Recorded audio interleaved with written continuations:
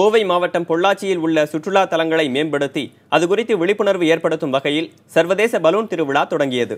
வரும் 16ஆம் தேதி நடைபெறவுள்ள இந்த பலூன் திருவிழாவை மாவட்ட சார் ஆட்சியர் காயத்ரி கிருஷ்ணன் தொடங்கி வைத்தார். அமெரிக்கா, ஆஸ்திரேலியா உள்ளிட்ட 8 நாடுகளில் இருந்து விதவிதமான 12 பலூன்கள் கொண்டு வரப்பட்டுள்ளன. திருவிழா நடக்கும் 5 நாட்களும் பலூனில் பறந்தவாறு பொள்ளாச்சியின் இயற்கை எழிலை காண ஏற்பாடு செய்யப்பட்டுள்ளது.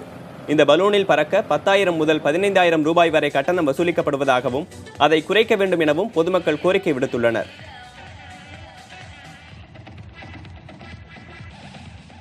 இப்போ 12 பலூன்ஸ் கொண்டு வந்திருக்காங்க. டிஃப்ரெண்ட் ஷேப்ஸில் கொண்டு வந்திருக்காங்க.